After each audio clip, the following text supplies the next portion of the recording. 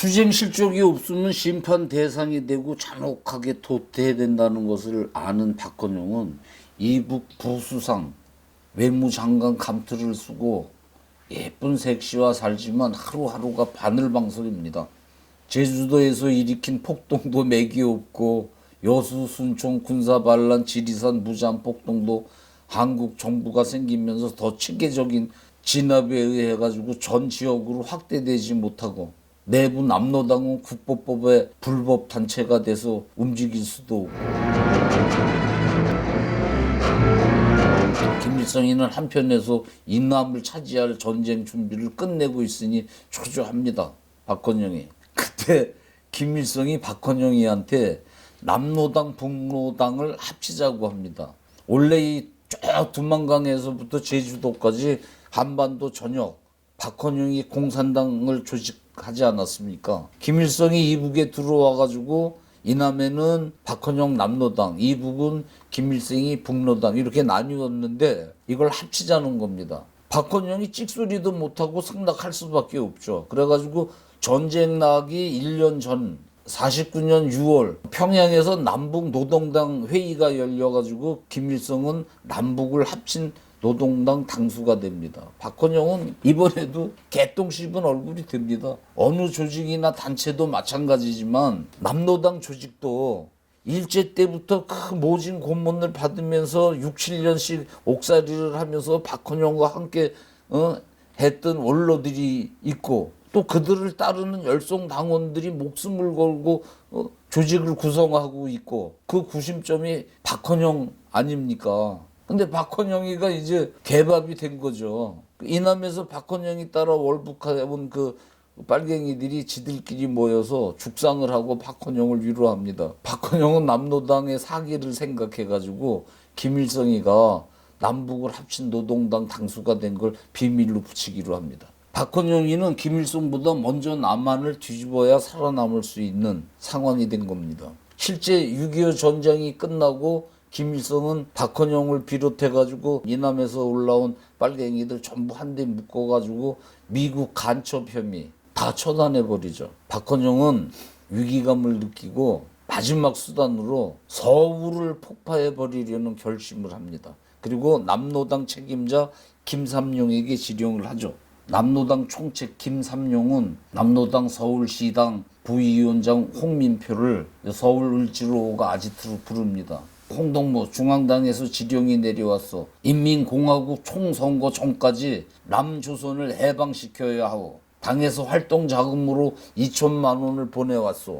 이번 거사에 무기는 일본을 거쳐 들어올 것이요. 그리고 폭탄 1만 개를 만들어가지고 6만의 당원들 손에 들려서 서울을 불바다로 만들어 버립시다. 누구는 어디 주유소를 폭파할 것이고 누구는 어디 다리를 끊을 것인가 상세한 계획을 수립하시오. 우리가 거사를 시작하면 태백 산맥을 따라 유격대 2,000명이 들어와 합세할 것이고 지리산 이현상 동무도 남에서부터 쳐 올라오기로 했소. 즉시 시행하시오 동무. 홍민표는 돈을 받아가지고 아지트로 돌아와가지고 즉시 하부 조직을 정원해가지고 폭탄 1만 개 만드는 작업에 착수합니다. 서울에는 123개 남로당 아지트가 있었고 아지트마다 암호를 통해 활동을 하는데 특히 박헌영이 김삼룡에게 보내는 지령문은 상형 문자로 된 암호이기 때문에 김삼룡이나 이태철이라는 잠 밖에 그걸 해독을 할 수가 없었다고 그럽니다. 이제 이로써 서울은 불바다가 될 시간을 기다리게 됐는데 벌써 서울 구석구석에서 폭탄 10,000개가 만들어지기 시작합니다. 그러다가 49년 4월달에 홍민표가 비지땀을 흘리면서 폭탄을 만들고 있는데 직속 세포가 헐레벌떡 뛰어와서 중앙당에서 박일원을 죽였답니다. 그래서 특별수사본부에 비상이 걸려가지고 우리 당원들이 움직일 수가 없어가지고 폭탄 재료를 운반을 할 수가 없습니다. 이 빨갱이들에게 그때 죽은 박일원 남로당 활동을 하다가 전향을 해가지고 수도 경찰청 사찰과 정보 과장 하던 중에 박정록에게 암살된 겁니다. 홍민표는 급히 김삼룡을 찾아가서 박일원인을 죽이는 바람에 우리가 움직일 수가 없습니다. 골목마다 경찰놈들이 쫙 깔렸습니다. 거사를 5월로 미루어 주십시오. 김삼룡은 마지못해서 그럼 5월로 연기하는 것으로 박헌영 동지에게 보고하리다. 그 5월달이 됐어요. 그래서 또 그 세포가 뛰어와가지고 홍에게 보고하기를 큰일 났습니다. 큰일 났습니다. 국회의원 우리 동지들이 모조리 오제도 검사한테 잡혔답니다. 그들이 우리를 볼까봐 큰 걱정이 아닐 수 없습니다. 홍민표는 다시 김삼룡을 찾아가서 선생님 아무래도 거사를 미루어야겠습니다. 이 한 명이라도 붙잡히면 다 거덜이 납니다. 그러자 김삼룡은 아니 이렇게 계속 연기만 하면 어쩌자는 거요. 이럴수록 빨리 서울을 뒤집어야 오제도도 수사를 못할 거고 지난번에도 연기했는데 또 하자 그러면 중앙당에서 뭐라고 할지 내 모르겠어. 홍이 다시 간청을 합니다. 이번 한 번만 연기해 주십시오. 지금 폭탄도 6천 개밖에 못 만들었고 하니 8월로 연기합시다. 김삼룡은 아무 말 없이 고개만 끄덕입니다. 낌새를 눈치챈 사복 경찰과 검찰 수사관들이 눈에 불을 켜고 빨갱이들을 잡아들이는 중에도 홍민표는 비지땀을 흘리면서 8월달 서울 불바다 만들 폭탄을 만듭니다. 세포가 다시 홍민표한테 와가지고 큰일 났습니다. 중앙당에서 국회 풀악지 사건을 수사한 그 시경 김이코를 쏴 죽여가지고 전 조직이 지금 위험합니다. 홍민표는 씨발 중앙당 놈들 전부 돌대가리 아니요. 김호익 놈 하나 죽인다고 뭐가 된다고 지들 과신하려 들고 말이야. 못해 먹겠네. 이 같은 시간에 시경에 잡혀온 홍민표 부하 2명이 경찰 몽둥이 찜을 못 이기고 서울 불바다교에 폭탄 제조 공장 위치를 다 부읍니다. 경찰은 즉시 폭탄 공장들을 덮쳐가지고 폭탄 6천 개, 트럭 2대분 압수해가지고 이로써 남로당 서울 불바다 계획은 숲으로 돌아가고 이북에서 무장폭동 준비하려고 내려왔던 그 빨치산 사령관 이혁기 종병수가 체포됩니다. 김삼룡, 홍민표가 똥상찐 표정으로 도남은 아지트에 마주 앉아 있습니다. 김삼룡이 홍민표에게 평양에서 온 소환장을 내밉니다. 홍민표는 평양에 불러가면 비판을 받고 탄광으로 끌려갈지 모르니까 고민을 하다가 김삼룡하고 헤어져 나오면서 곧바로 자수. 오제도 검사를 찾아가서 자초지종을 설명하고 자수를 해버립니다. 그리고 오제도 검사한테 남로당 서울시 간부들을 시경에 불러서 회의를 하게 해달라고 합니다. 오제도 검사가 기가 막히죠. 참 살다가 황당한 일도 다 있네. 수배를 받는 그들이 시경 안에 걸어 들어오겠어. 그러자 홍민표는 옵니다. 당의 명령이라면 옵니다. 자신 있게 말합니다.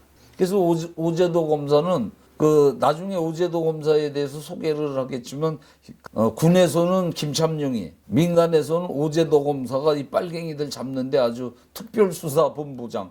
오제도 검사가 반신반의하면서 그럼 한번 해보시오. 1949년 9월 22일 처음이자 마지막으로 서울시경 안에서 빨갱이들 간부회의가 열립니다. 이윽고 서울 지역 빨갱이 간부들이 서울시경 회의실에 모여들기 시작합니다. 기이한 일이죠. 당의 명령이라면 지옥이라도 간다는 홍민표 말대로 남로당 간부들이 속속 서울시경 2층 그 회의실에 모여듭니다. 반신반의하던 오제도 검사도 혀를 내두릅니다. 남로당 간부들이 다 모이자 홍민표가 무겁게 입을 엽니다. 폭탄 10,000개를 다 만들려던 참인데 전부 들통나버렸어. 그래서 서울 무장봉기는 좌절되었어.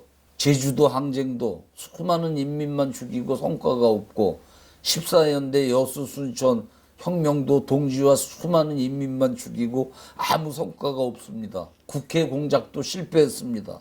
결국 국보법이 만들어져가지고 우리 당은 불법 단체가 되고 말았어. 물이 없는 곳에 물고기가 살 수 없듯 인민의 지지가 없으면 우리도 설 자리가 없습니다. 폭력주의가 인간의 존엄성을 얼마나 짓밟는지 나는 깨달았어. 목적을 위해 수단 방법을 가리지 않는 것, 과업을 위해서 반대하는 사람을 모조리 죽이는 것, 인간을 혁명 도구로 부속품으로 인식하는 것, 용납할 수 없는 사상이라고 나는 깨달았어. 홍민표가 2시간에 걸쳐서 공산주의 모순을 지적하고 그동안 벌였던 일들을 속죄하자 모두 한숨을 쉬고 수긍하면서 어떤 일은 펑펑 울기까지. 이렇게 해서 남로당 서울시당 간부들이 2시간 만에 전부 전향서를 쓰게 됩니다.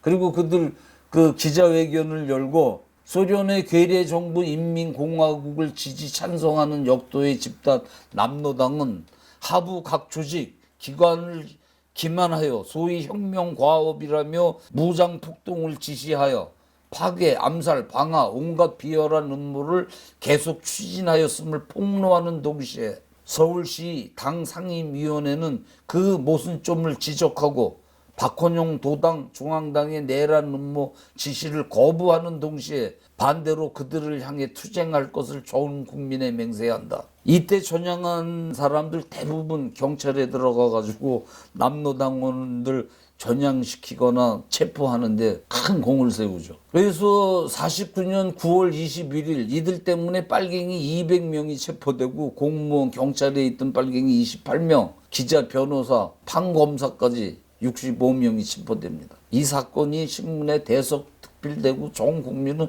또 놀라지 않을 수 없습니다. 만약 정부 수립이 몇 달만 늦어졌다면, 그 무정부 상태였다면 서울은 그때 불바다를 면치 못했을 겁니다. 한강 다리와 주요 다리가 폭파되고 국군 복장을 한 정체불명 군인들과 풀련한 죄수들, 좌파 노조 빨갱이들 몰려다니면서 경찰서 주유소 터뜨리고 버스 트럭으로 여기저기 몰려다니면서 국군 복장을 하고 여자 가슴 도려내고 애변 여자 배를 갈라 태아를 꺼냈다는 흉측한 선동 나발을 불면서 서울을 뒤집으면 전국 빨갱이들이 들고 일어나서 이 시기 그 좌파에서 전향한 사람들로 조직한 반공단체 국민보도연맹이 만들어집니다.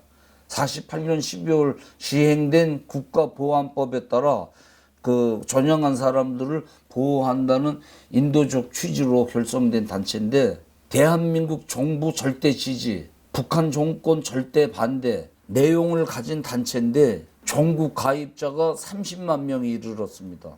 그런데 6.25 전쟁이 나고 이들이 북한군에 동조할 기미를 보이자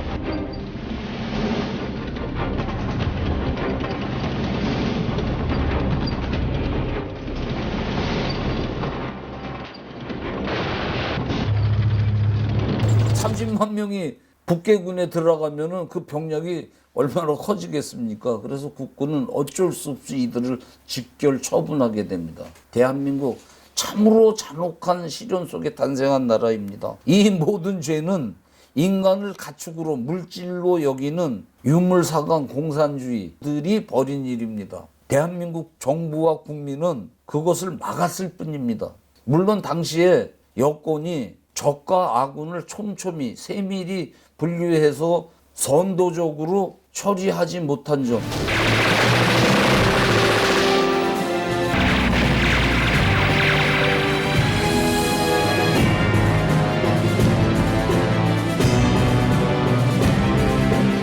대한민국은 참으로 잔혹한 시련 속에 탄생한 나라입니다.